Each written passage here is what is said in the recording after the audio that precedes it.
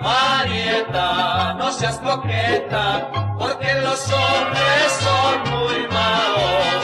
Prometen muchos regalos y lo que dan son puros palos. Su mamá dijo a Marieta, deja ya la pretensión, déjate crecer el pelo y el vestido tan rabón, porque la mujer que tiene el vestido tan cortito, cuando llega hacia agacharse se le mira muy bonito.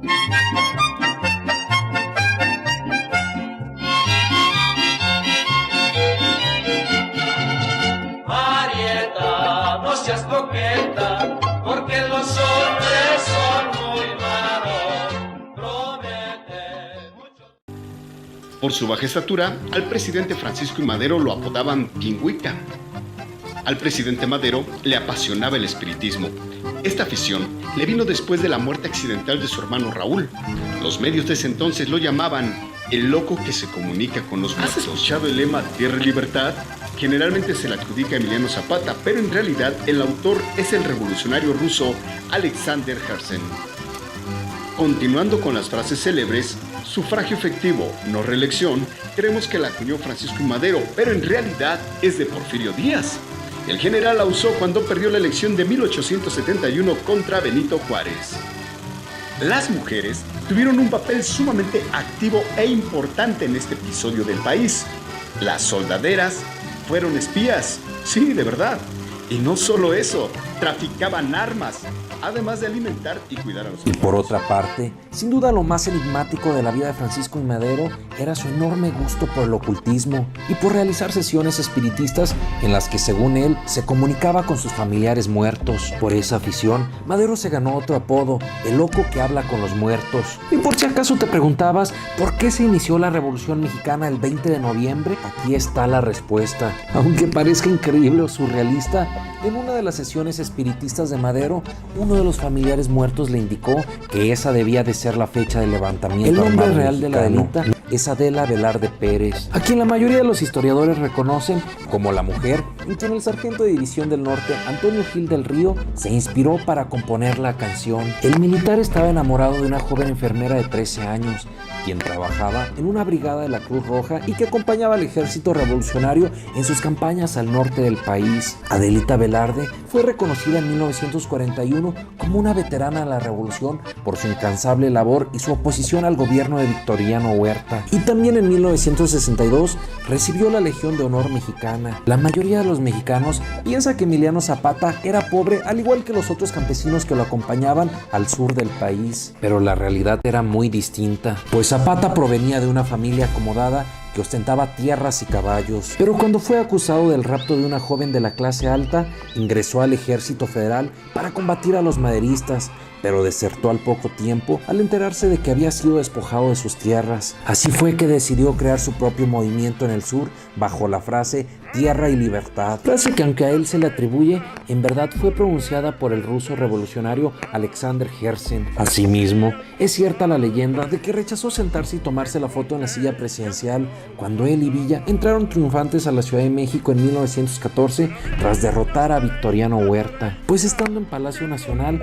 Villa invitó a Zapata a sentarse en la silla del Águila, pero Zapata se negó y dijo: esa silla está embrujada, porque aquel que se sienta ahí al levantarse se convierte en malo. Ay, por si creías que para ser fiel seguidor de Zapata debes de ser tremendo fanático al pozole y al tequila, debes de saber que Emiliano Zapata le gustaba mucho la comida francesa y el coñac. Se dice que la canción de La Cucaracha no es sino una versión amexicanada de otra canción que es anterior a la intervención francesa. Es en este punto cuando me dije: ¿pero qué demonios está pasando aquí? Y pues efectivamente la canción de La Cucaracha no es del todo mexicana. Y no lo digo yo, lo dice la ciencia. Según el novelista José Joaquín Fernández de Lizardi, nos muestra una estrofa del son popular que se escuchaba durante la época de sus padres, que decía más o menos lo siguiente: un capitán de marina que vino en una fragata, entre varios sonecitos trajo el de la cucaracha. ¿Te suena, no? Esta estrofa o cacho de canción se dice que fue traída por un marinero cuando llegó a México, pero en ninguna parte se menciona exactamente de dónde vino. Y es así como tristemente concluimos que la cucaracha no es villista, no es un carro, un ferrocarril o incluso mexicana. Pero como ya les había dicho anteriormente, era más que obvio saber que provenía de la vieja España, ya que ellos fueron los que trajeron varias de sus canciones, costumbres y tradiciones. Sin embargo, algo que no podemos negar es que México es un país lleno de cultura mestiza, por lo que es inevitable decir que esta canción se ha ganado el derecho de considerarse mexicana gracias al mestizaje de estas dos grandes culturas.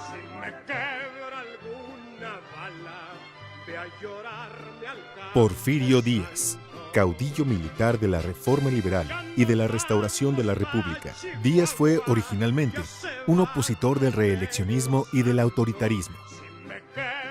Se levantó en armas contra Juárez y Lerdo, lanzando los planes de la Noria y Tuxtepec. Siendo presidente, eliminó las restricciones al reeleccionismo que inicialmente había impulsado y se perpetuó en el poder. Propició a la vez la estabilización del país y la consolidación de oligarquías y cacicazgos. Francisco I. Madero, empresario y hacendado coahuilense, encabezó el descontento de las clases medias que habían estado impedidas de acceder a cargos políticos durante el Porfiriato. Impulsó su candidatura para la sucesión de 1910, pero fue encarcelado, por lo cual Madero hizo un llamado a las armas en contra del régimen en el Plan de San Luis Potosí. Respondieron al llamado diversos grupos populares, principalmente campesinos.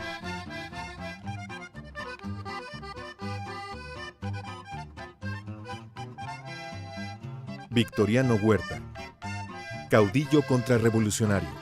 Se hizo de la presidencia mediante el golpe militar en contra de Madero. Fue el caudillo de las élites favorecidas durante el Porfiriato. Estableció una dictadura militar que generó una nueva movilización de los ejércitos revolucionarios en su contra. Huerta fue exiliado del país en 1914. Emiliano Zapata, líder de la Revolución de los Campesinos de Morelos. Es el caudillo que representa la reivindicación más importante de la Revolución Mexicana.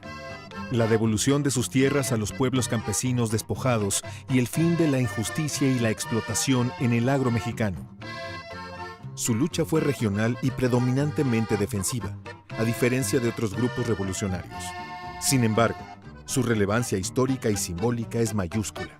Representa la lucha contra el despojo y la explotación. Francisco Villa, caudillo de los grupos populares del norte. Villa había sido un antiguo bandido y contrabandista que se sumó a la lucha maderista en 1910. Se convirtió en el caudillo de los contingentes populares de Chihuahua.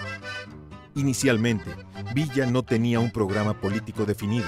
Sin embargo, sobre la marcha del proceso revolucionario, fue construyendo un proyecto político y económico que implementó brevemente en los territorios dominados por el villismo. Encarnó el furor popular en contra de las clases privilegiadas, lo que le ganó ser temido y difamado por las élites. Su división del norte fue decisiva en la derrota del ejército federal huertista.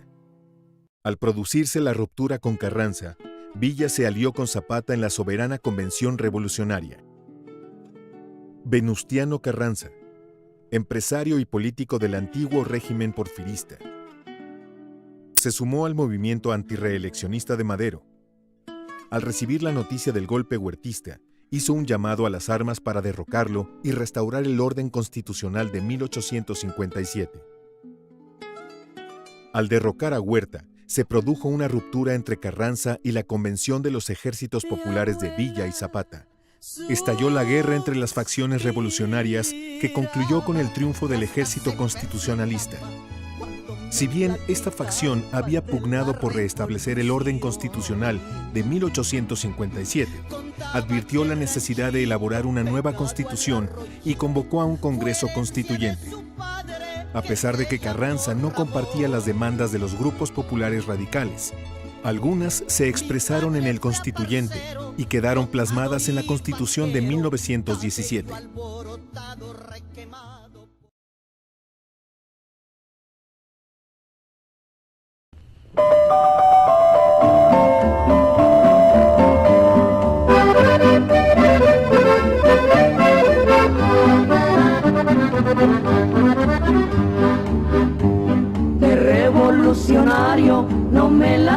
aprovechar, pero la mera neta les vengo aquí a cantar.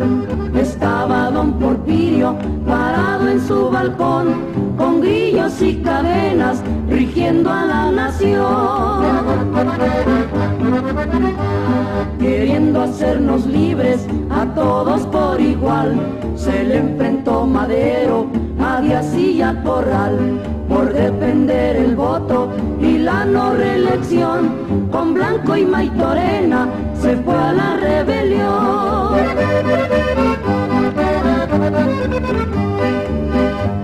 Pero Pascual Orozco y Judas, sin contar, a esos grandes patriotas hicieron fracasar. Pues Victoriano Huerta, con toda la reacción al mártir de Madero, le hicieron su traición. Entonces Villa y Ángeles, patriotas de verdad, se fueron a la guerra en pos de libertad. Sinceros maderistas lucharon con valor, venciendo en todas partes al Huerta usurpador.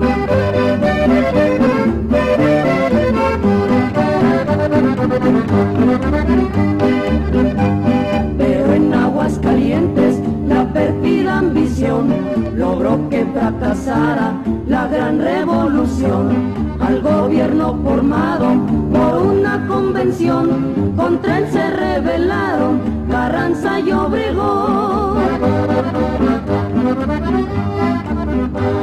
De ahí, según la historia, sus fastos lo dirán, nació la gran familia de tanto Carranclán. Queriendo perpetuarse Carranza en la nación, nombró hijos herederos a Calles y a Obregón.